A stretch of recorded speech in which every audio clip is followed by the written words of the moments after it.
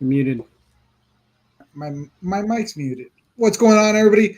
Let me try this again. It's Wednesday. It's after 7:30, obviously, because we are not on time. That's fun. It's kind of funny when you really think about it. With us being what we're in, what we do, and how we're always like, we got to be 15 minutes early. If you're not there 15 minutes prior to the 15 minutes, you're late.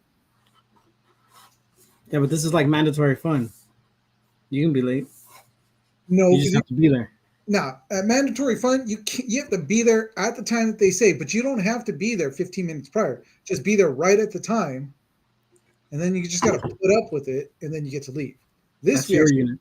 My unit, you just show up whenever the fuck you show up. really, damn, dude, my I unit's mean, within the first hour reason. of the event. Yeah, Yeah, so, a couple minutes late, whatever. but as long as you're there within the first As long as hour, we're you're here for mandatory fun, we're good. whatever. Anyways, guys, it is the Geek Saga. We are two salty veterans that are huge geeks. As always, I'm here. I'm Eugene, and I've got my wonderful host next to me, which is David.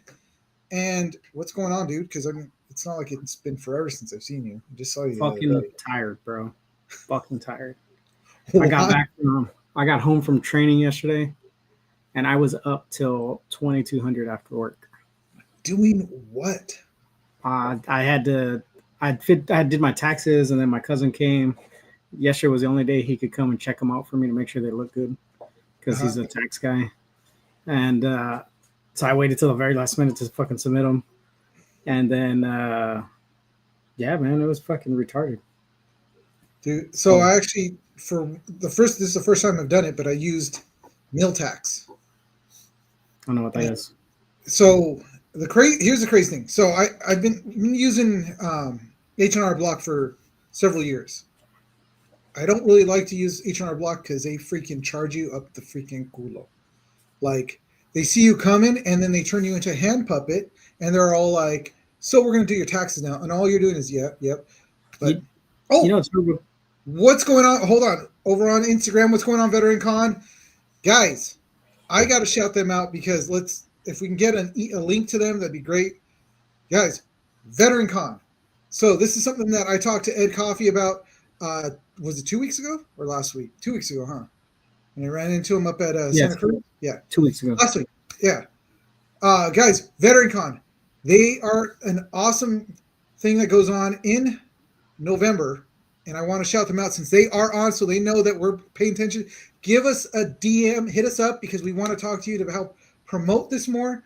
But it's a whole thing where a lot of the people that are there, the vendors, the artists, they're there to promote veterans that are in the comic book industry.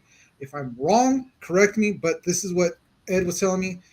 It goes on. It's up north, and we want to try to be there so we can actually record live from the event. So, guys, check them out. Comic Con. It's a really cool thing, and we're hoping to be able to be a part of it this year. So, anyways, there we go. Sorry, didn't mean to cut you off, man. Back to meal Um, tax. I cut myself off, huh? you did cut yourself off, but I was gonna say I was about to cut you off. You know, TurboTax is free up until E5. After E5, you have to pay for I TurboTax. I didn't know that, but meal tax is free also. And I this like was the first year that I actually used it, and it actually worked really well. It was really easy. The H&R Block app is actually really easy to use. so it's So through H&R Block. yeah, it's through H&R Block, and it's free. There's no like cap of what rank. It goes all the way through. You'll be able to use it as long as it's kind of like you're using easy forms. It's going to work. Had to add in the Etsy this year again. Mm. So and it's even then they have a section where it made it really easy to add in Etsy and then add in like all the deductions that we had to be able to push it through. So it was really easy. But yeah, I finished that last week, so I can't be all like, yeah, months ago. No, I just did it last week. I was still scrambling myself. But Huh. yeah, but the year before that, $600 for freaking tax. To, to file? Yeah, You're fucking high, dude. Dude. And this is what H&R Block said.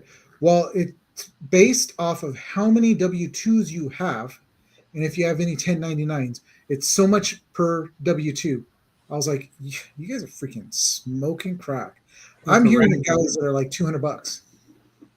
Bro, I remember the last time I went to H&R Block, it was like $300. And that was like 10 years ago because I haven't used it. I've been doing my own on TurboTax for free for years. Well, I'm from now on going to be using Miltax, which is free and easy. So look at that. We're all promoting these stupid guys. Screw the taxes. Down with the taxes. Down with the IRS. Hell yeah. Oh, wait. Just kidding. Just kidding. I mean, if Veteran Comic Con is still listening in. Just kidding. They hate taxes too. No, they don't. I'll talk to you afterwards all about that. Everyone hates taxes. Yeah, everybody does. But anyways, yeah, I mean, shoot, we did just see each other. We did some amazing training yesterday, which, yeah, 4 hours of driving up for 2 hours worth of training to then spend the rest of the day doing nothing. Hey, it could have been worse. It could have been 12 hours of training. True. But we got through it. We're a little bit better for it, right? A little bit. Yeah, sure. Yeah, sure. Why not? We'll say that. But guys, we got a great show tonight because we are looking to do obviously some geek news, and also we've got our geek history. And again, we've got the way we're formatted. Our geek history is a little different, but it's going to be a lot of fun to talk about this particular subject because it is something that I grew up with, and David grew up with a lot of it too. So it's going to be really cool. But no. Actually, you know what? Today I got to read some more of my book, which was kind of cool. The Dungeon Crawler Carl. I'm still trying to get a hold of Matt Dinniman and see if we can get him on to talk about the books because they're getting more and more popular. So, yeah, that's what I did. Yeah, I ended up just I finally crashed at 10, got up this morning, made breakfast, lunch for my kids, and then I crashed again for like another 3 or 4 hours because I was dying. I'm still tired, bro. I almost called you and told you I'm not going to make it. Like, that's how tired I am. Well, what's funny is so today, because I was like, I didn't know what to really do with myself, and I knew I had to get this stuff done. So I was like, all right, I got to knock this out. But then I started walking up and down the hallways, and I go in, and I'm going to go talk to Mesa. Tell me why. We're in the middle of a conversation. Everybody in the other office just says, Carl's Jr. This fool, Carl's Jr. Oh, hell yeah. I'm going to smack some of that. Blah, blah, blah. I'm all, hey. I start yelling at everybody in the window. I said, how are you going to do this? You know his mind goes off everywhere else, and he'll lose his train of thought. He's in the middle of a conversation. And they're like, what? I was like, never mind. So I was like, hey, let's get back to this conversation. He's all, I forgot what I was saying. I said, I know. So it was funny. I was just like, ugh. It's funny, bro. You mentioned Carl's Jr. and he's like, oh, I'm down 2 double Westerns. Smack them. Dude, we went there and he got his double Western meal. Plus, he got a freaking chicken sandwich and some chicken stars. I was like, God damn, dude. Chicken stars? That's what I'm talking about, dude. But it was good. I've been eating really bad the last few days, so it is what it is. It happens. Dude, my camera's all weird today. It's not all the time, but it happens. But anywho, let's get started with some of this stuff because we do have to get started with the meat and potatoes of the show. But we got to also give shout outs to all these wonderful people that I guess we're affiliated with. Still, we're lucky we're still affiliated with them. But that is Ulanzi. Ulanzi is a great company. We always talk about them. And because I can't adjust our pictures, you guys kind of don't see the stuff behind it, but you see the important thing, which is ulanzi.com. Guys, for your lighting needs, for video work, for photography work, they're amazing when it comes to their lights. A lot of their products are built well and at great prices. So if you're looking for some great stuff for, again, video or photography, check out ulanzi.com or go into the link in our bio and click on that. Obviously, it'll send you over to their site. It's an affiliate link. So when you purchase from them, it helps us out. So please do. But again, since we talk about this stuff, we actually use it. I do have Ulanzi lights at home that are going to be incorporated into the new studio that's being built. As far as like, up above and in front. So they're a great company. We do use them. Next, we've got Renegade Game Studios, which again, great products, amazing IPs. They've got Mighty Morphin Power Rangers, Transformers, My Little Pony, and G.I. Joe, to name a few. But if you know how to play 5th edition D&D, then you will be able to play their RPGs along with their deck builder games. So they do have a Transformers deck builder game, but they also have an RPG. And if you look right there in the corner, they have some really cool little miniatures that come along with a lot of their games, and also the artwork is just amazing on their cards and anything else that comes with them. So check them out. Again, link in the bio, click on it, sends you right over there. Purchase from them, helps us out. Next, we've got Kraken. We got legendary supplements, guys. I want to do this because I want to show this. Guys, it is a focus drink. It is not an energy drink. If you're looking for that major burst, you're not going to get it from there because it's got about as much caffeine as it is in a coffee cup. But if you're looking to get that pinpoint laser accuracy when it comes to playing games or doing your homework or doing work in general. Or doing your homework and playing games on your phone. Actually, I don't think it'll help because you're going to be focused on one or the other. So like I said, ignoring your homework and playing games on your phone. Oh, then there you go. Yeah. Either way. But both me and David have tried this product. We have those drinks here in the office. So when we do want to pop open one, we've got them nice close. They're a shot. They're about this big, guys. They've got Blizzard Mojito, Kickin' Peach. Mango Peach. Mango Peach. Kickin' Mango Peach, Sour Puckin' Grape, and Melon Mellow. Man, he couldn't pick easy names. He just heard how bad you have trouble pronouncing these things, so he made sure they stayed on topic with us. Damn it, Randy. He's like, you know what? Let's trip up Eugene. Boom. But you know what? I wouldn't say anything bad to his face because that dude's big. That dude, he's a big dude. And we like him. We do like him. We like him a lot, actually. Hard to be mean to people when you like them. That means and you know what? I have to hit him up. I got to hit him up before we hit our next event because we want to have his product with us. So make sure that we have that there. Anyways, moving on to the next one, which is Movo. Movo is another great company that we do use. We use a lot of their microphones. The microphones that you hear me on, microphones that you see us at cons and events, they're all Movo microphones. They're great. Also, another great product from another great company. And their customer service is amazing when it comes to, hey, you got something broken? You call them up, you let them know, send it over. They'll all, as it's in transit, your new one's already in transit also, so you get that product right away. So it's a great company. Again, another one of those that's click the link in our bio. It sends you over to them. You purchase from them. They always have great sales. And it's not like just Black Friday or Christmas time. Like all year long, they've got great sales going on all their microphones. But they're actually really good microphones. So when you get a chance, check them out. Go to them. Buy your mics. Yeah. And that is it for now. Yeah. Yes. Yes. Yes. All right. Moving on. See, you would think that I had an energy drink today, but I did not. I had no caffeine. I'm actually working on my Liquid Death. And if Liquid Death, you hear about us, we drink your product.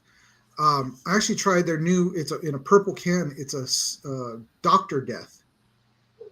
And it is like, it's got a soda flavor to the end, like like Coke flavor, but it's actually pretty good. You mean But I really like cola this flavor? like a cola flavor. Like yeah. Yeah, if it doesn't taste like RC cola, it's not worth it. Thanks to the Mormons for buying it and keeping it around. So anyway, with that, we're gonna move into our first segment, guys, because we want to talk about some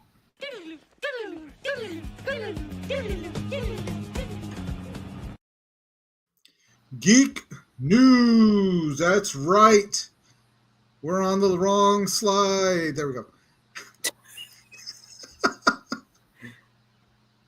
So it looks like Warner Brothers has decided to dust off the vault and cash in on that sweet, sweet nostalgia. I don't know how much of it is really nostalgia, but they're bringing back a ton of fan favorite franchises, and it's all kicks off with box office focus. At least it's because of the box office success of Minecraft, which I don't know how much they can actually base that off of the Minecraft, because when you really think about it, Minecraft I don't feel is nostalgia yet.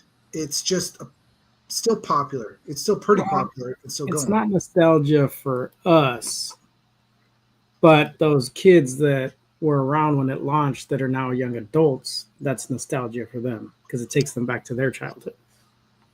True. Yeah, I can see that. I mean, it's the 14-year-olds. After you turn 30, bro, we're like vampires. It's a splash in the pond for, oh, that came out 20 years ago. Damn, that came out 20 years ago. It seems like yesterday. And then you're like, anyway, so what are we doing for lunch? That's true. That's true. But Warner Brothers is kind of ramping up their legacy sequels, which, as you can see in this picture right now, these 4 are part of this legacy sequel. Yeah. After Minecraft, what was that? Video. Oh. Started playing randomly on my phone. So after the 500 million that Minecraft has hit in 2 weeks, that's still pretty nuts. So I don't know, man. What do you think? So you see the 4 that are right here. What do you think of just these 4 so far? So I was literally trying to pull it up on my phone right now. The ad. The article that we used. I was trying to pull it back up to kind of like give myself a time frame on some of these. Gremlins. I don't think you can go wrong with bringing back the Gremlins, as long as it's got a fairly fun script. I think the Gremlins is always going to work. Beetlejuice, depending on where they go with the lore, I don't know. I wasn't a huge fan of the second Beetlejuice. Beetlejuice was not cool. The cartoon was better than the second movie. If they lean more into what the cartoon did for Beetlejuice 3, I think it could be good. And I think if Michael Keaton plays it like a 60-year-old man, not a 60-year-old man trying to be 40 again, I think it'll be good. And then the Matrix, well, we talked about that earlier. Matrix just needs a good, solid director and a nice, good story to continue the greatness that was the one.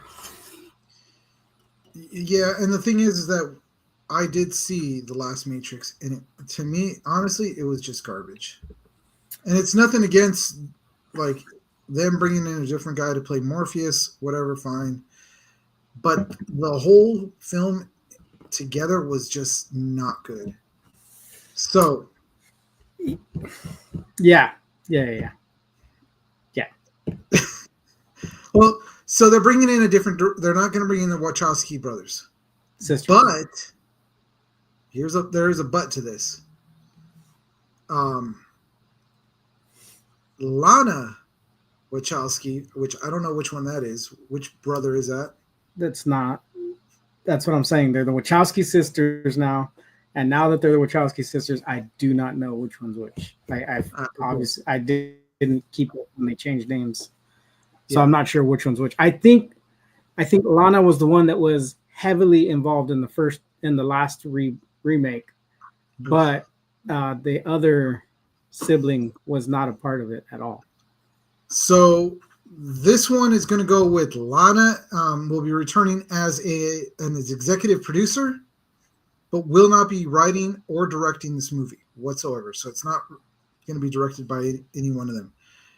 But they are bringing in Drew Gadra, which he directed things like Cabin in the Woods, which Cabin in the Woods wasn't bad. I actually liked that movie. It was cheesy as hell, but it was Drew fun. Goddard. It was Goddard.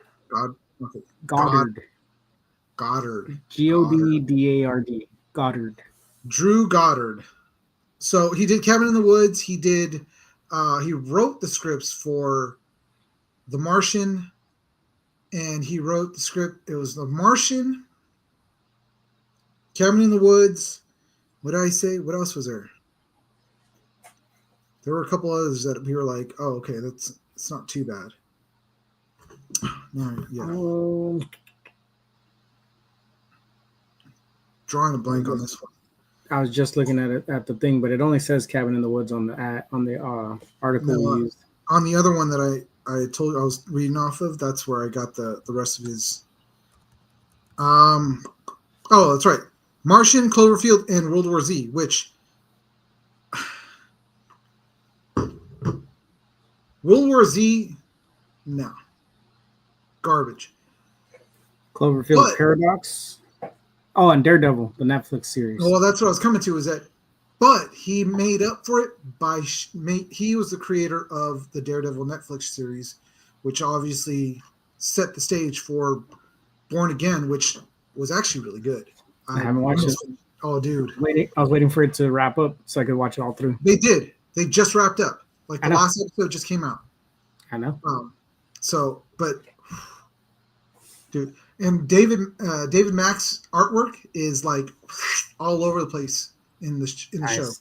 So it's really cool to see that. And David, if you see this, amazing work, man. Awesome work. So anyways, back to this. So Matrix, I don't want to see another one. And they're saying they don't know if it's going to be a reboot or if it's going to be a continuation. I don't want to see a reboot. We already know that we don't want to see a lot of reboots. See, but I think this is like what we were talking about with what was the one? Altered Carbon. Yeah. It's a series. We know that the one is a glitch in the Matrix that comes up every couple of years and resets the entire system. Mm-hmm. So I'm not mad at it, but don't make it a complete Keanu and her never existed, right? Yeah. Come back and just, the Matrix is resetting. Here's a new, we're going to go through the storyline again. Yeah. I could see that. Yes, you're right. Because again, it's like Altered Carbon idea. So I could see that. Beetlejuice. I saw the last one. That was just a cash grab. They were really trying hard and it just wasn't the great. Yeah. Love Michael Keaton though, but I think if they do it and Michael Keaton returns, they need to write him better. I don't even think he was written like a good Beetlejuice in this movie. Like he fell flat for me, and he usually does really solid performances and everything. Yeah.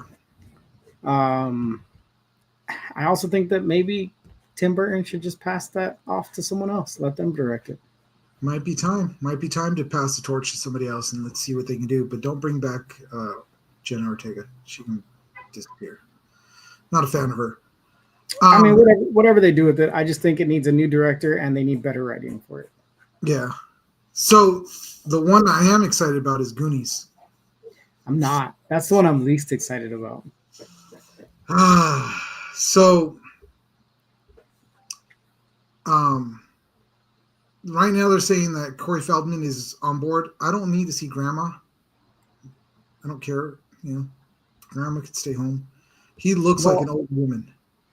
I mean, who do we have left that could come back? Chunk can come back. Yeah.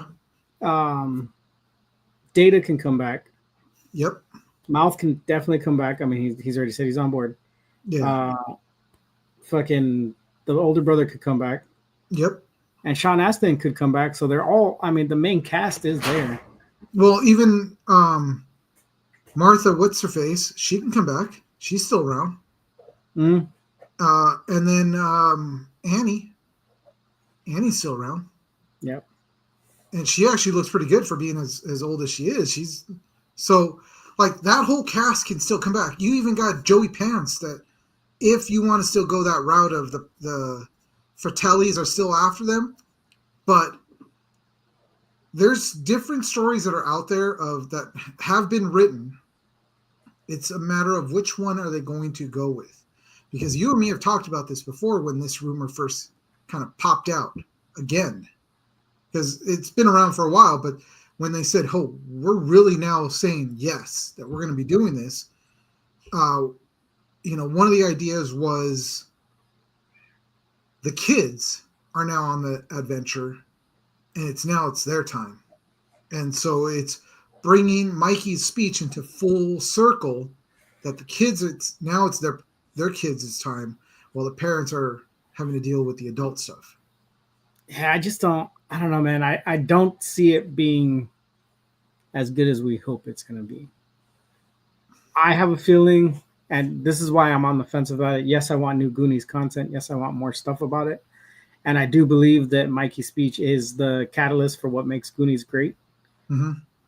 That whole like speech underneath the wishing well, like that freaking. That's it is. I mean, yeah. How many times have I told you it's our time? It's our time down here, you know.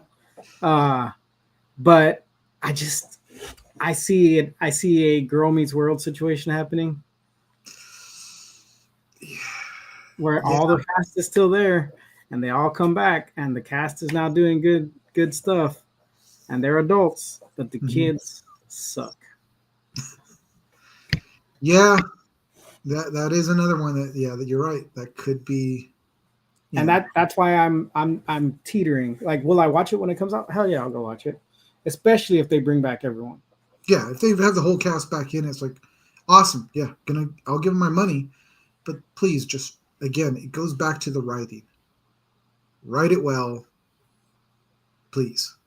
So, Goonies 3, or I mean not Goonies, but Gremlins. They don't know if it's going to be for sure like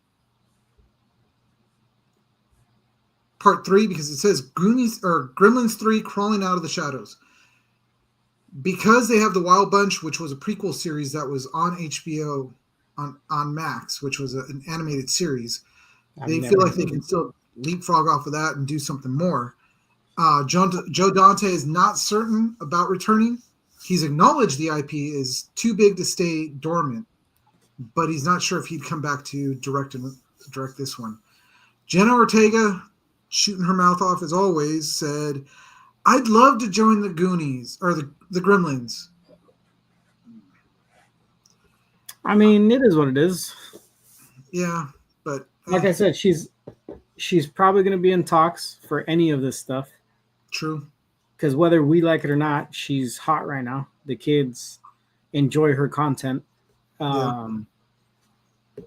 Unfortunately for us, she is like the epitome of just. Well, no, not. I mean, she's kind of got that whole Christina Ricci freaking Lydia. What's her name? Yeah. Why am I drawing a blank? Yeah, but Lydia, what's the actress who played Lydia? Winona Ryder. Winona Ryder. She's like this age group's Winona Ryder and Christina Ricci. She's got that like. I'm just pretty enough to be in movies, but I don't want you following me, and then it causes a following. You know what I mean? Yeah, I can see that. And that's her. I mean, and she's done both of their IPs. True, which is crazy. Yeah, she definitely has, but we'll see. We'll see what happens. I mean, out of all three or out of these so far, they've said that she's the one. She's opened up her mouth for Gremlins. The other two movies that they are looking at doing, which I don't know how they fall into the whole legacy idea. Practical Magic is getting a sequel. Sandra Bullock and Nicole Kidman are in early talks about it. And The Bodyguard will also return in some form. Maybe they'll do a CGI Whitney. I don't know, but Probably not. I don't know how they're going to reboots.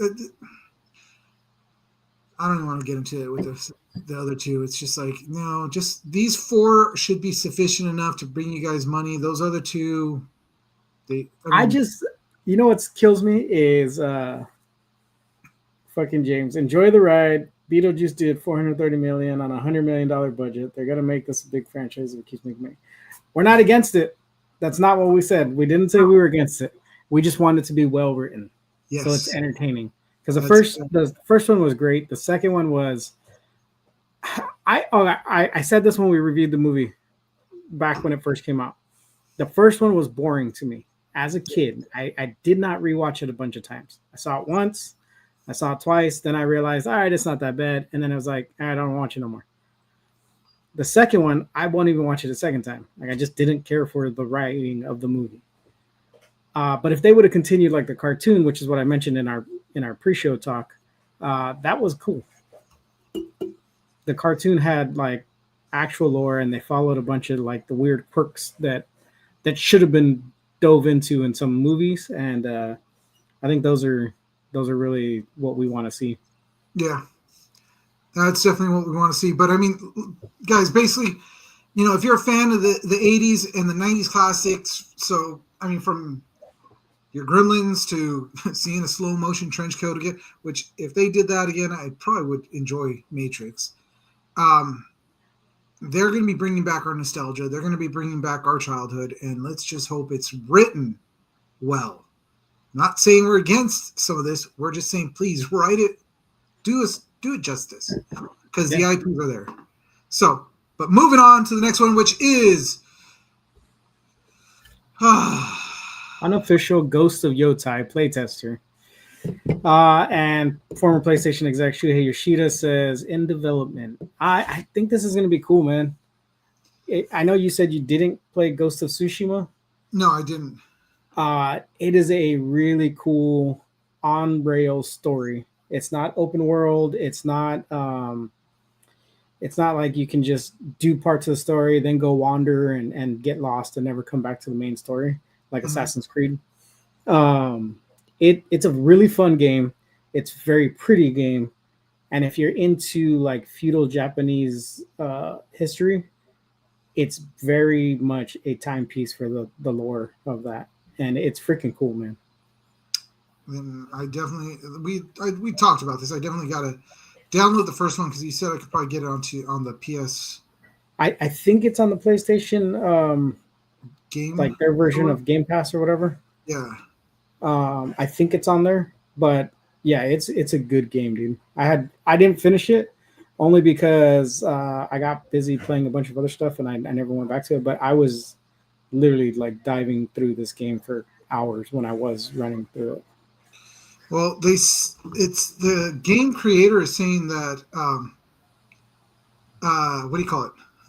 It's supposed the play of it. This new one is supposed to be seriously super smooth, and that you'll even get to the point where you're going to forget that you're holding a controller because of how smooth the gameplay is on this one. Well, because it's going to be a PS5 game, right? It's going to be I think Ghost of Tsushima was a exclusive to the PlayStation gaming ecosystem. Yeah, I don't see it, but I'm going to say yes. I didn't see that information. There's no confirmation of the release date, but yes, widely expected to arrive in 2025. Yes, it's a PlayStation 5, PlayStation 4, and a PC. You can get it on Steam. So then there you go, guys. If you want to check this game out, like David said, I haven't played it, and a lot of games I don't play, but I leave them to David because he's the gamer. So I saw this, I thought, actually the pictures look really cool. So I was like, hey, let's check this one out. But you've played it. It was the first one like a smooth gameplay as far as with when it comes to the control. Dude, not only was the controlling good, if I remember correctly, it was almost seamless transitions between like the freaking cinematics into the gameplay. So you know how usually they'll put them together, and back when we were kids, you'd get like that black screen, and then boom, there's your character in gameplay mode, a little bit more pixelated. It wasn't like that. Like it was almost like no transition. This cinematic would just stop, and you go right into gameplay.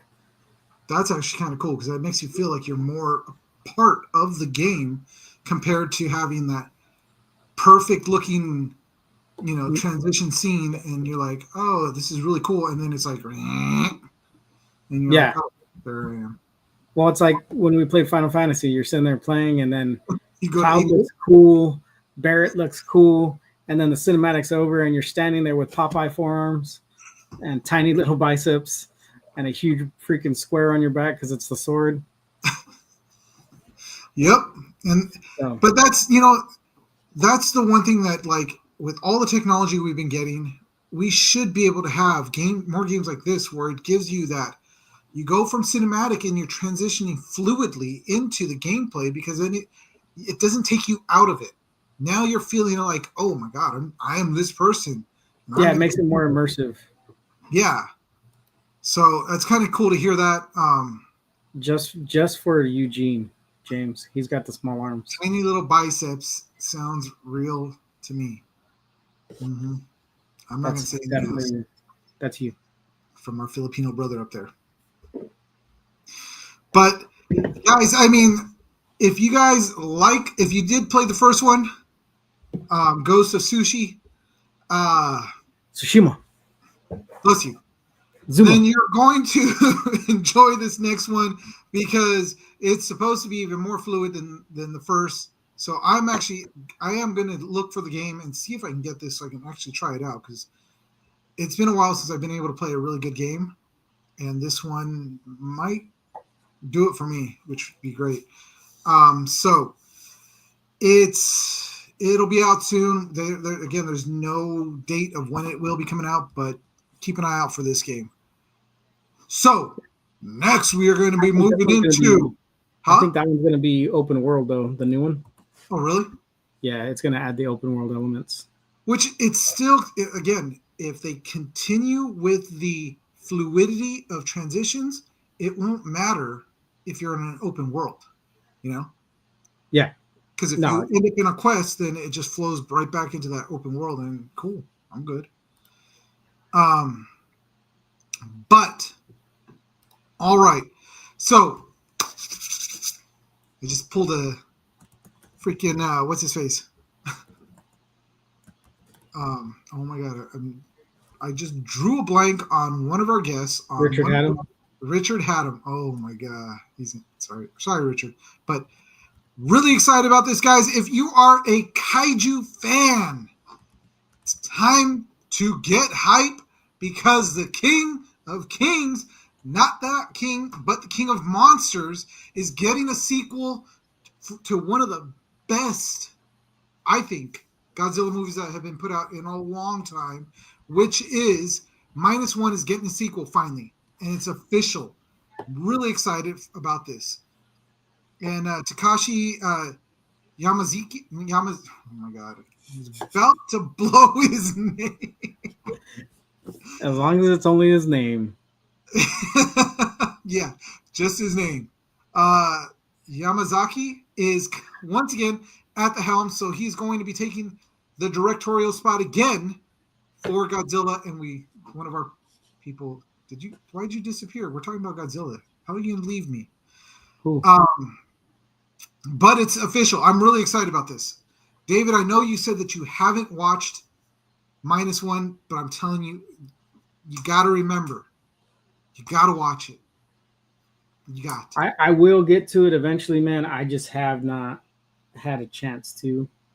I told you I was catching up on One Piece. Sorry, I'm writing in the Instagram chat right now. I was catching up on One Piece, and I just freaking was all excited because I had new episodes to watch, and I caught up on them again, and now I'm waiting again. It only took one rotation at work, and now I'm waiting. But yeah, now that I'm done with that, I can go back and catch some of these things I've never done.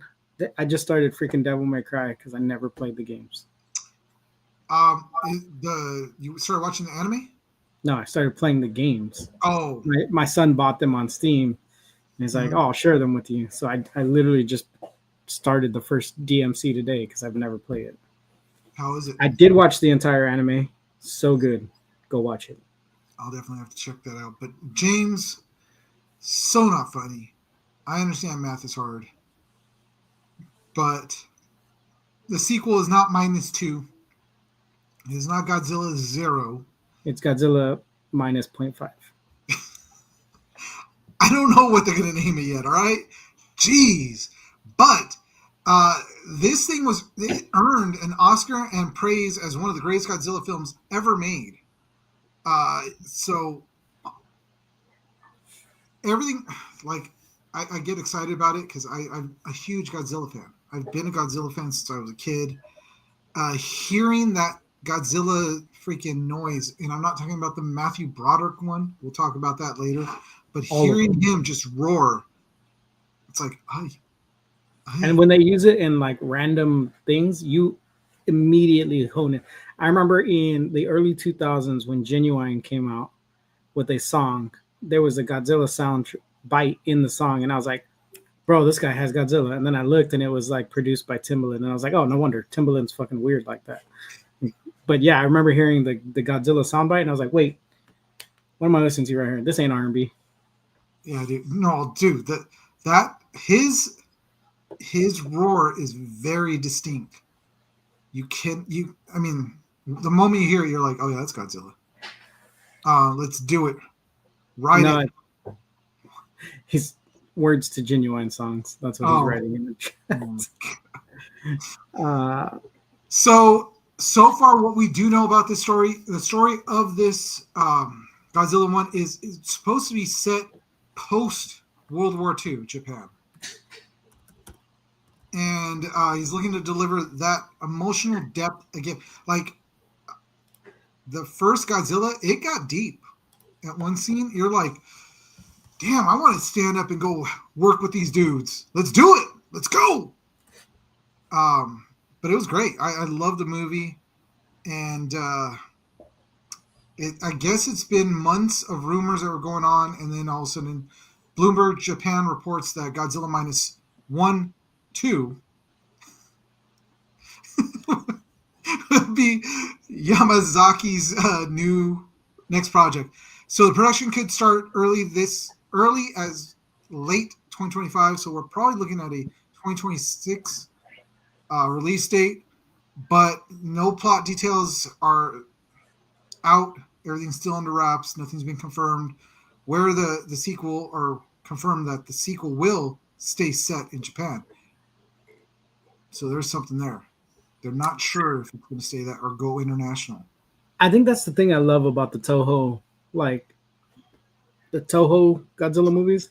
Yeah. They're always got like Japan centric, and it does something to keep the lore going for you.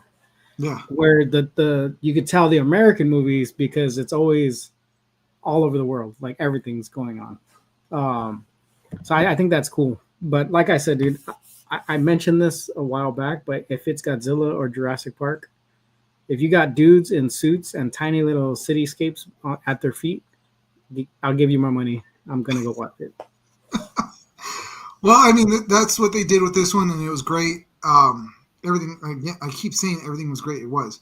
So possibly, as far as like bringing classic kaijus back, there's a possibility they're going to bring back monsters like Gogo from Rebirth to Mothra. So we may be seeing Mothra. We may be seeing some of these other kaijus coming back into this one. So I'm I'm really excited. As long as I get Son of Godzilla blowing little freaking fire rings, I'm cool. Well, Godzilla has to step on his tail for him to shoot out those fire rings. Who cares? As long as I get the fire rings. And they weren't even fire; they were just smoke. It's like, no, they were fire. They were the same color as the fire. I don't remember the fire from him. But they were just rings, and it would like dissipate only so far out. So, but guys, if you love Godzilla Minus One, this news is massive. With Yamazaki at the helm again, and Japan remains a backdrop for the story. This may be really good. This may be something as awesome as the first one. So, looking forward to it. Keep an eye out.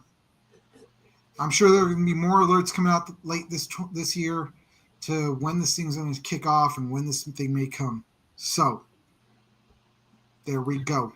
There we go. We're moving into the next thing, which is something we've been talking about. Perfect segue. For a while. Sticking around in that area, which is, all right, guys. So Nintendo and the upcoming Switch 2, there's been a lot of buzz, as we've heard, and there's so many different things that we're hearing, from the delays to the cost, the rising price of this thing to, I don't know what else. But this is what we're talking about. Rumors of pre-order for Switch 2 may commence in the U.S. next week. May.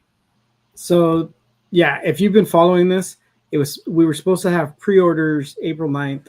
April 9th, they did not happen because on April 1st, all the retaliatory tariffs went into effect. Just recently, I guess they put that 90-day pause on all these tariffs or whatever. So it's not going to affect the Switch 2 release now. So pre-orders for us in the US got stalled, and now they should be coming up within the next week or two, because it is a June release because the system release has not changed. It's still coming out in June. So hearing about the tariffs kind of being put on pause for 90 days, which is great, means that the price may not change. We may not see that price hike, but I did read that regardless, there are going to be price hikes for Europe, the Middle East area, and I believe it said like New Zealand was seeing that, and there was one more place where price hikes are going to happen regardless. Nothing was said about, at least here in America, because of the tariffs kind of being on pause. So we may still see that price that they had promised at the beginning. So it may stay. Yeah, I think we're still Nintendo's notorious for sticking to their guns, because they know we're going to buy their crap anyways, because we're Nintendo nostalgic. It came out when we were kids, and we got the first Nintendo, and we've been living that Nintendo life ever since. Yeah. So yeah, they're probably still going to come out at $4.99 if you want the Mario Kart bundle, $4.59 if you want the Switch by itself, and then there's talks about it going up if the tariffs, become a problem again. Yeah. And I'm not gonna lie, I'm a huge not fan of this price point, but I did find an old Toys R Us ad from the Super Nintendo time, and Doom was $79 on the Super Nintendo. God, that's right. It was the highest priced video game at that time. And every game kind of fell around that $79 price point. There was games that were $89. There was games that were $69. Well, after they saw Doom and they knew that they could do it, all the prices just started, and then everybody was fine with them dropping them down to $60 to $70 again. And it's like, that's how they do it. Yeah, they twist the water. I mean, Nintendo usually dips their toe in that water first. Mm-hmm. So Sony talked about raising games to $80, and so did Xbox. Yeah. And we kind of saw that happen, but I think the first $79 game for Nintendo is Mario Kart. And they said that the prices are going to fluctuate. They're going to flux, right? So if the game isn't as robust as Mario Kart usually is when it comes out with all the maps and characters, then it'll be a $69 game or a $59 game. But if it's a robust game or like a third-party port, you're probably going to look at that $79, $80 price point. So ridiculous, dude. Ridiculous how far the prices have gone. So there's two possible dates that are floating around right now. It's just, it's rumor. We're not saying it's a for sure thing. They're saying April 21st and April 30th are two of the dates. We're 5 days away from this April 21st. Still no word, so maybe we're looking at a 30th. But It may be depending on the retailer.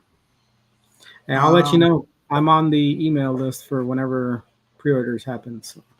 The accessories are expected to become available on April 30th. So they may just wait till that date to drop it all, which would make sense. Yeah. So, Canada, if we've got any Canadians, what's up, A? Welcome to our Hoos, eh? If you go down to East LA, A, you'll hear a lot of people say, "What's up, A?" That's right. So we're not Canadian, we're just Mexican. Yep.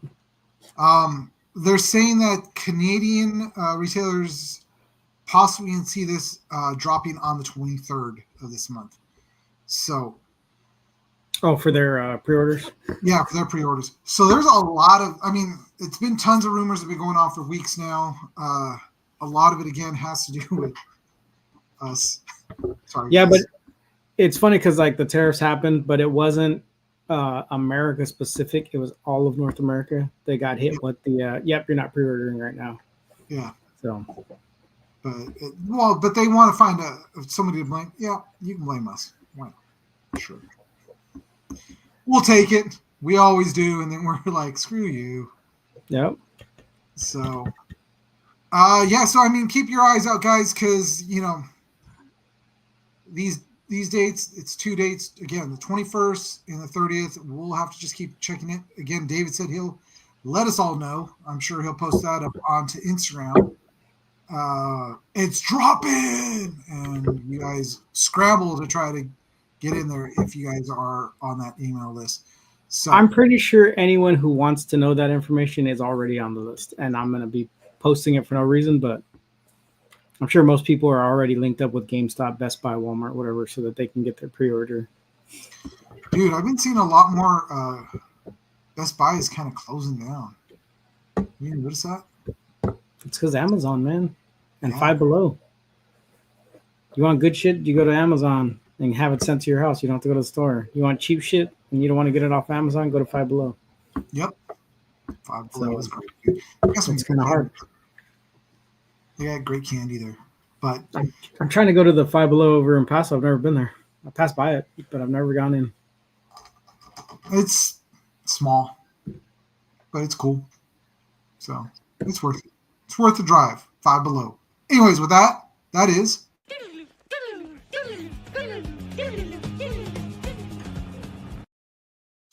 the Geek News. All right, guys. So, like I said, we're moving to our next segment, which is something that we always do because it is a kind of a jaunt through nostalgia for us whenever we talk about a lot of this stuff. And that is going to be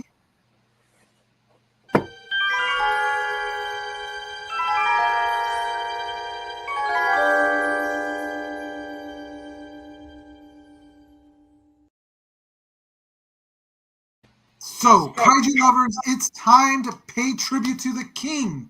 Like I said, the king of kings. King of monsters. It's the king of monsters.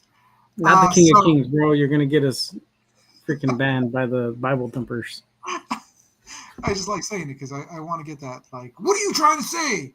King They're going to throw their Birkenstock at you, fool. Oh, they'll still be able to walk around because they'll have their socks on. So it's Whedon's going to hit you with the freaking Birkenstock, her Jesus sandal from across the world. So from the atomic breath to his cultural footprint, we're diving deep into the history of Godzilla. It's a cinematic legend that stomped across screens for 70 years. Dude, 70 years. And still kicking. Yeah, this Godzilla is 10 years older than my father. That's crazy, Holmes. Crazy.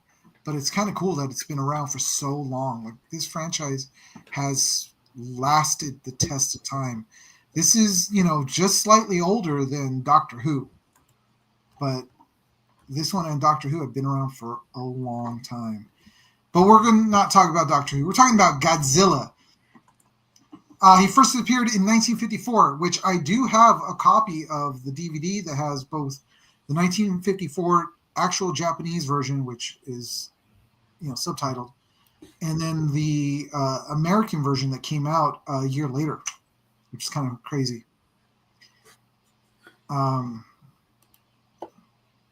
Yeah, it was directed by Ishiro Honda, and it was produced by Toho Studios. Which, if you look at the picture right there that's up on the screen, and if you can't see it because you're listening to us, it's a picture with the actual director, Ishiro Honda, with Godzilla bowing to him as thank you very much. Arigato. But if you guys don't know the history of Godzilla, this thing, he's literally started as a man in a suit walking on little models. It was great. And you I mean, I just did a quick look into it, and he's kind of the beginning of this whole kaiju revolution that we got. Yeah. Because of him, we ended up getting Ultraman in '66, and then the Super Sentai with the huge monsters and small cityscapes and stuff like that. It all started because of this 1954 monster movie. Yeah, I mean, this was the origins of every kaiju, every man in a suit versus a giant monster film, even to this day, where a lot of it's now CG. But thank you to Godzilla and to Ishiro Honda, I mean, just to Toho Studios in general, for giving us what we've got and what we have to this day. The original film was dark, and it was a haunting allegory for nuclear devastation. So if you guys didn't know that, that's what it is. It's a post-war Japan, and obviously after the bomb was dropped, which was took place less than a decade after Hiroshima and Nagasaki, that this is when this movie was placed, and it's saying that this is what happens if a bomb went off with this kind of radiation. It could create something as big as Godzilla that can devastate everything. And for some reason, he just wanted to devastate Japan over and over and over and over.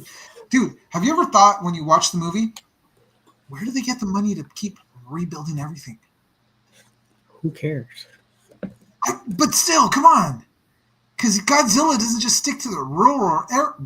I'm going to assume it's from tariffs. So it's all tariff money? That's all tariff money. We're funding the rebuild. Damn. Them people are smart. Hell yeah, bro. They're like, you know what? Godzilla keeps attacking. That's when the tariffs started, dude. But, if you fast forward to the new movies, the way it's shown, and we're not talking about -1, but we're talking about like the Godzilla. Oh, like the Universal ones, right? Yeah, the Universal ones. He was just awakened. He's always been around. It wasn't so much that radiation got to him and grew him to that size. It's that there was a whole other world that's underneath us. And that's where Godzilla ends up retreating to, but he's always been. So. Which there was a movie. I'm drawing a blank now. I want to say it was one of the few color Godzillas from back in the day. And I want to say it was like a big hairy dog that he was fighting. It wasn't King Kong.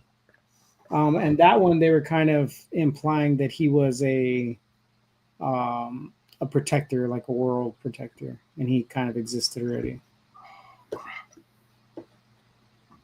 I can't remember, and I have seen them all, and I can't remember which one that is. Maybe James. Thank you, Phil. Godzilla versus Clifford. Yep, that's the one. That's exactly the one. God. How did he know? I honestly can't remember like which one that would be, but that would be something that was more in the '60s when they did go color. It's definitely a '60s version. Yeah, so late in the '60s, early '70s, he shifted into a hero role, whereas the earlier ones, he was just a devastating monster, and they were always trying to push him back into the sea because they didn't want him around.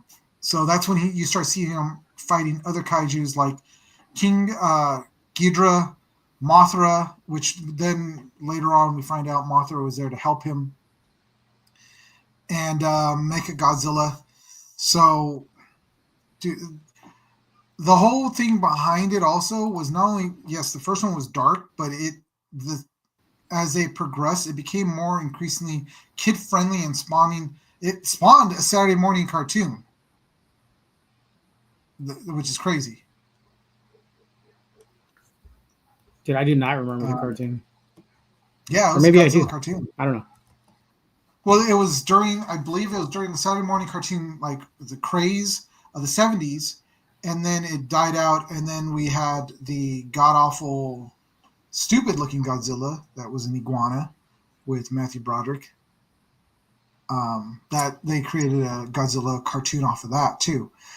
Then It wasn't bad. it was horrible. It wasn't bad. It was entertaining. It was entertaining. Horrible. It wasn't our Godzilla, but it was entertaining. It wasn't even a Godzilla. It was a pinchy giant iguana, literally an iguana. I know. We saw it at the beginning of the movie. He got radioactive. And he was asexual. And he was asexual in the movie. Yeah. So he was right there, and then all of a sudden he's shooting out eggs. What the hell? Yeah, he took over the Knicks stadium. Come on. It was good shit. It was so bad they had to call in the professional to help. Which he was actually pretty funny in that movie. Yes, he was. He did a great job. I'll give him that. But Raymond Burr, that's who it is. Raymond Burr was the one that was in the American version of the first Godzilla movie. He was spliced in to like different scenes. Like they reshot some scenes, but put him in, and then there's other shots where they literally just spliced him in. And he was like, where did Raymond Burr come from? But he was playing a reporter while Godzilla was attacking. So it was still great. It was a great movie. I've seen both. Actually, the funny thing is I never had seen the Raymond Burr one. I had only seen the original one. And then I obviously saw all the other ones. It wasn't until later on that I actually watched that one, and I was all like, where did this dude come from? What's going on here? But over time, Godzilla became an international symbol of Japan cinema, which is nuts. He's appeared in more than 35 films. That's more than Jackie Chan. Barely, though. Just barely. So it's Godzilla and Jackie Chan. Yeah. But then we started getting the American era. The first major U.S. adaptation came in 1998 by Ronald U. Douchebag Emmerich for making that movie. Ron Emmerich. And yeah, fans were not thrilled. We were not. Hey, the Taco Bell memorabilia was fucking dope, though. You know what? I'll give you that. And I even have a picture of their iguana. I don't even want to call him Godzilla. He was Godzilla. Right there. And I just remember the little dog talking about Godzilla. Oh, the Taco Bell dog? The Taco Bell dog? Oh, yeah. He's standing there eating something, and then all of a sudden you see... Yeah. I still remember the commercial, man. I had the cup holder. You remember the old school cup holders they used to sell us for our cars that went over the window? Oh, yeah. I had it, and it had Godzilla curled around the cup. And really? It finally broke, like, I don't know, 2010 or something like that. Oh, my God. That would have been a great thing to still have and put on your shelf back there. You hate iguanas. Why would I keep it? Because it was just... It was cool. It's still kind of cool. It was cool. It's kind of cool. You know, come on. I'm telling you. Well, you have to remember, though, we got this looking Godzilla because at the time, what was big in America? Dinosaurs. Jurassic Park. Jurassic Park. So they were trying to tie the look back into a dinosaur more than a kaiju because they wanted kids to be like, oh, I want to see that because it looks like the dinosaurs. True, and they actually had like toys and they had a lot of stuff that came out for that particular movie. Didn't do well, and like I said, they also did a cartoon which didn't do well. I remember seeing it on USA Channel a lot, but it didn't do well. This Anyway. movie, this movie tanked Broderick's career, and he had to become Inspector Gadget, and that did worse for him. Dude, that movie was garbage, dude. God. That movie, we got 2 of them. Oh, God, that was so bad. But, you know what? They did end up going back to the original, I would say, more Godzilla look when they re-kicked it off by rebooting it back in 2014, which is nuts to hear that it's been that long since this movie, the first Godzilla came out in 2014. Dude, and it was crazy because that 2014 movie, he was ginormous, even bigger than he is in the later sequels. Yeah. Like he was, I don't even know how big he was, but he was ginormous. So, oh man, I didn't. And it's funny because 2014 we got Elizabeth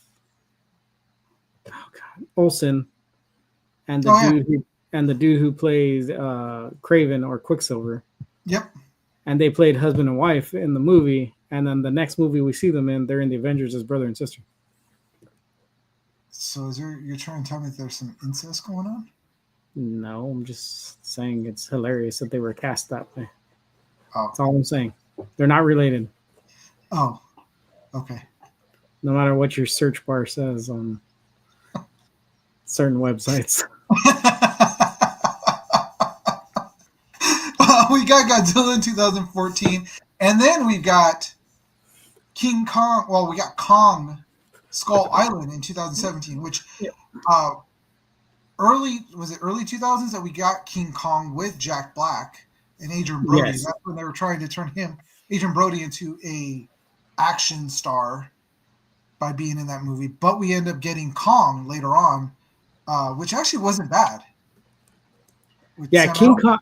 And it's funny because they were supposed to be linked in some way, but they weren't. Because King Kong came out, and it was supposed to be like a direct kind of sequel, like remake of the original King Kong movie. Because they were supposed to be redoing the movie where they go and record him, and then the actress gets picked up or whatever. Yeah. And then Kong Skull Island was almost like a soft reboot, even though it was marketed as a sequel to King Kong. Yeah. And then we got Baby Kong in that movie because he's tiny. And then he got bigger in the next one, and then he got bigger in the third one when we finally saw him in Godzilla vs. Kong. Which, like, if you watch the -1, what they're trying to say is that he was still growing, and he's still growing. So in -1 at the beginning, he's actually relatively small. Who? When you first see Godzilla. Oh, Godzilla. Yeah. Then the next time you see him, he's larger, like really big. So what they're trying to say is that he's going to be probably bigger and possibly get into the size that we see in the like Kong, Godzilla versus Kong movie and stuff. But I'll give this to these ones. I did enjoy the first Godzilla in 2014. I enjoyed Kong. I enjoyed King of the Monsters. Wasn't a big fan of Godzilla versus Kong, and I definitely wasn't a fan of Godzilla X Kong, the latest one. Which was that the versus? No, wasn't there 2? There's 2. Yeah, there was 2. Yeah, there's Godzilla versus Kong where Mecha Godzilla comes out. Yeah. And then there's the one where they follow Kong in the Under Earth or whatever they call that, and he's fighting the fucking orange monkey. Yeah, that's the first. That's the newest one, which is Kong, Godzilla X Kong, the New Empire. New Empire. That's the New Empire, but that's where he has freaking the. That's where he got purple Godzilla. Yeah, and then Kong has his freaking. Oh, the mech fist. Yeah. That I wanted to. I was trying to find that one meme where it's that dude that gets the fake arm and they turn it on and it's all. It's funny because It's funny because Overwatch was already huge at the time. So when this movie came out, everyone was like, "Oh, he's just Doomfist from Overwatch." Oh, and there you go. Kong got a freaking, what was it again? Doomfist? Doomfist. He got straight Doomfist. That's right. So,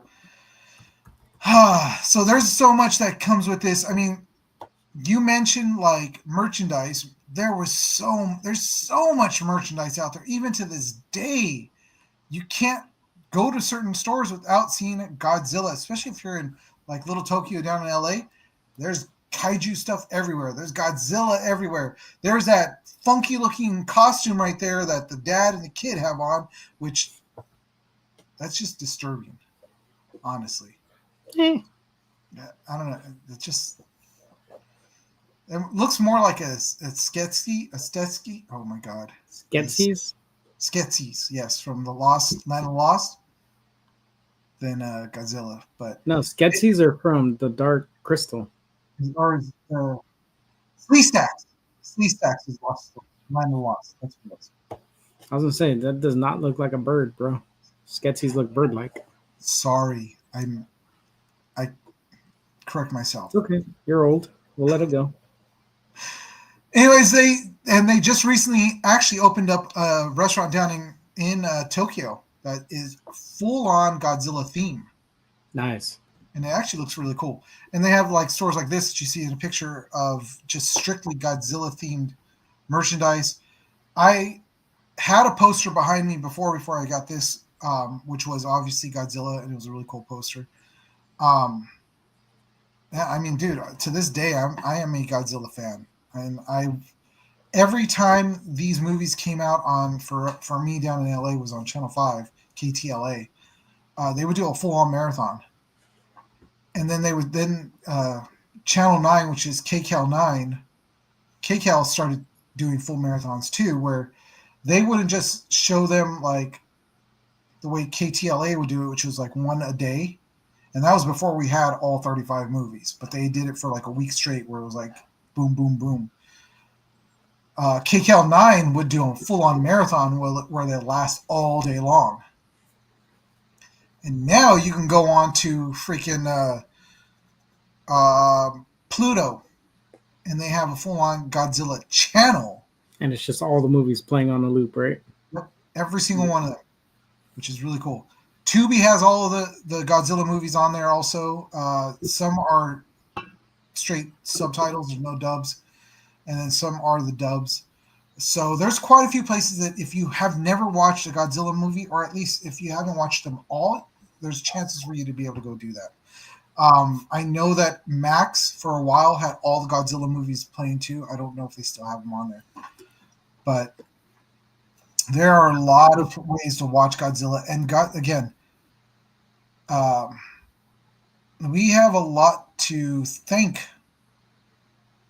for, the birth of Godzilla over at Toho Studios with Ishima Honda. Is that, I messed up his name. I forgot his name already. I know the last name's Honda. Yeah, Ishiro Honda.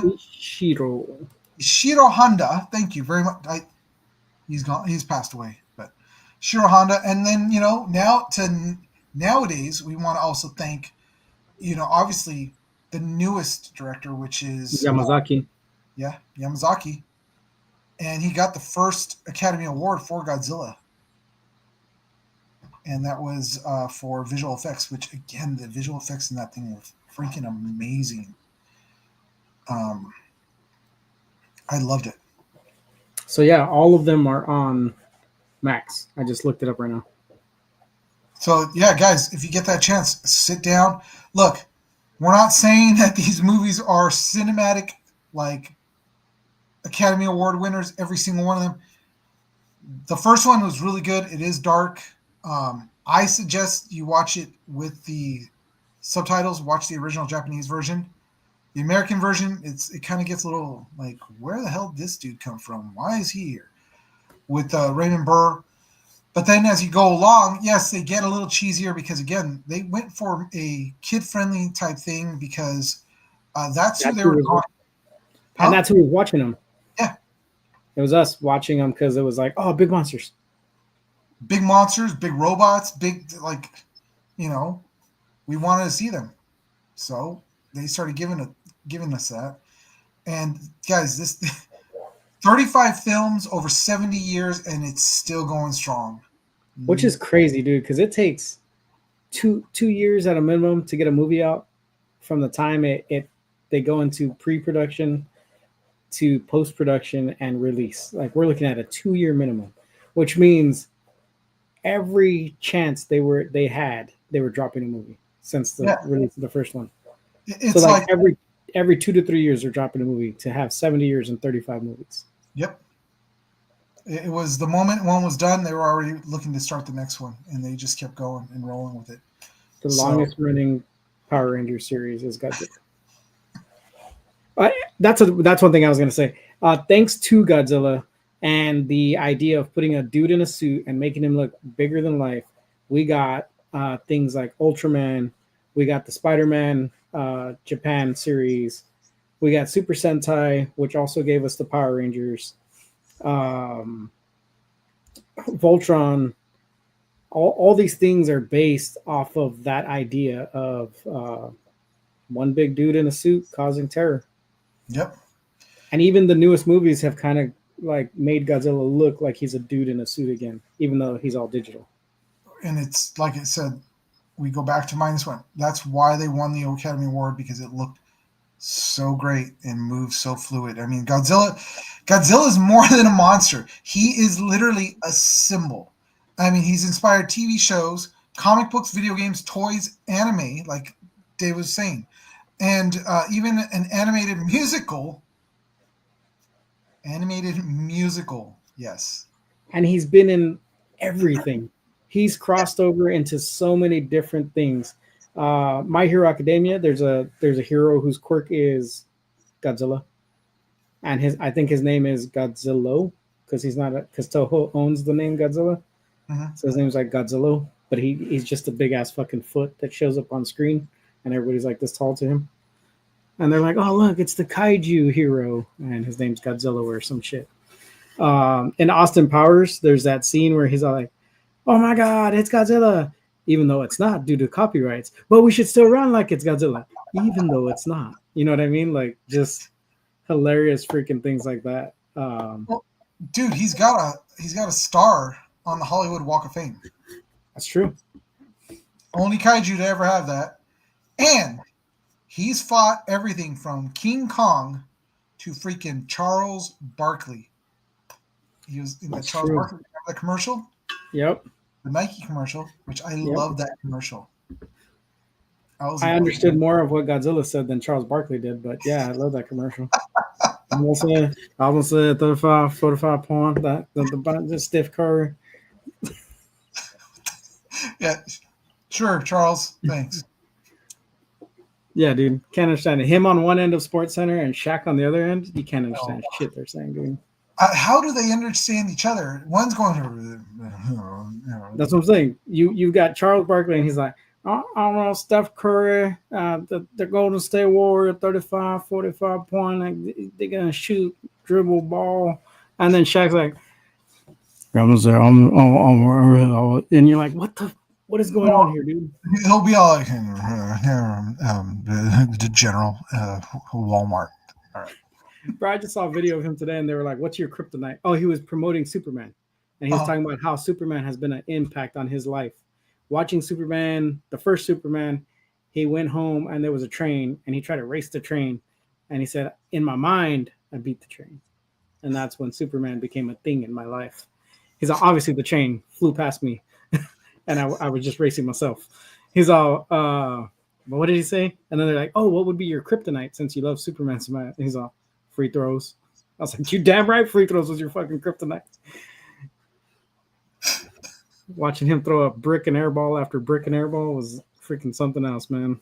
Dude, watching him he's like, it's like, dude, are you trying to like line up the sight? Because okay. And you're still gonna miss, dude. Yep. I think he needed some what do you call it? Sit in the classes with us when we're getting our freaking. He needed remedial training, dude. Yeah, Get the remedial training, how to line up the sights. Yep. Aim for the box. It'll bounce back into the basket.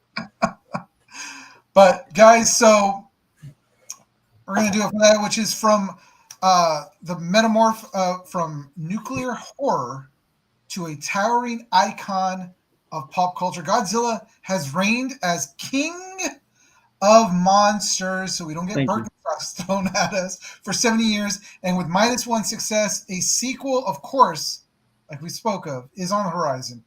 And this Titan isn't slowing down anytime soon. So, guys, check it out. Watch out, look out for Godzilla. He's coming back, and he's going to terrorize possibly just Japan, but we don't know yet. So, with that, guys, that is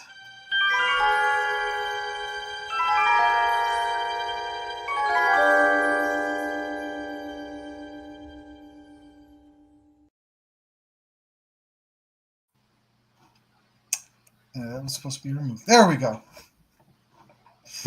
You know what I forgot to mention? Godzilla and King Kong also are the reason we got games like Rampage. Remember that game? Yeah, you're right. And then we got the movie. I don't talk about the movie, but I do remember the game. Rampage. That was a fun game, though. I did love playing that game. I always wanted to try to stay the monster as long as possible, and then you end up shrinking down to whether it's a man or a chick. Yeah. And I would always grab them up and eat them when I see them. If it's the other dude, the other person playing. Yeah, you just kill him. It's funny. But all right, guys, I think that'll pretty much wrap it up for us tonight. But I do have a few announcements for what's coming up. We do have a couple of guests that are coming in, and that is, we're going to start off with, let me bring up my calendar so I can make sure I'm telling you guys the right date. We've got Adam Rose, which is the comic book that's right behind me. He's the writer of Huge Detective and other comic books. He's been like all over the place. People are talking to him. We said that we are going to set the date for May 7th. May 7th, he's going to be coming onto the show to talk about the comic book. Prior to that, we are going to be talking to Kalen Bean, who is a podcast producer. He's got a lot of great shows under his belt now. He also has one called Just Foolin' About, with where he's on with his father talking about movies and other things with other guests. He's going to be coming on the 1st of May, so we've got back-to-back guests rolling up. We're obviously working on reaching out for more guests to start coming onto the show again, and we'll see what happens. We are looking at going to Pasadena Comic-Con come May, so we should be doing that. I'm going to be booking our booth, and we will have a booth at Pasadena Comic-Con. It's not a huge Comic-Con, but it is a really cool one with a lot of great guests that are lined up already to show up. A lot of the cast from Aliens will be there. We've got DJ Lance, which is a friend of ours. Awesome dude. Love that guy. Whenever I see him, he's always a ball of joy, ready to go. Me and David met him for the first time, which was at LA Comic-Con, and it was an awesome time to talk. 22, right? Yeah. And it was like he says, awesome. So he loves Dr. Pepper too. So that's what I always hook him up with when I see him. It's funny. But we've got those two guys coming up, and LA Comic-Con. We're hoping to be able to start doing a lot more events. We are starting to see a lot of the events coming back. So, we'll be able to do that. I'm a Pepper. You're shut up. I'm gonna give you a pepper. It's like a little pepino. Hey, it's still pepper. Whatever. Anyways, yeah, so we got a lot of things that we're looking at doing. Of course, LA Comic-Con is going to be coming around again, which is going to be last year it was October, right? So this year it should be October again, and we're definitely in there. Yeah, I mean, if you guys are an announcement, shouting out to everybody. We're definitely looking for 26th to the 8th. of October. 26 to 28 September. Oh shoot! So the week before the last weekend in September. Got to make sure we have that off. But guys, we are looking for extra hands to help us out on this show. So if you're a lover of movies, lover of cosplay, lover of all the stuff that we talk about, by all means, hit us up, DM us, let us know that you're interested, and we can set something up to talk and see if you guys mesh with us and all that other stuff. But we are looking for more correspondents, more people that will go out there in different parts even of this great country of ours and do cons in their local area.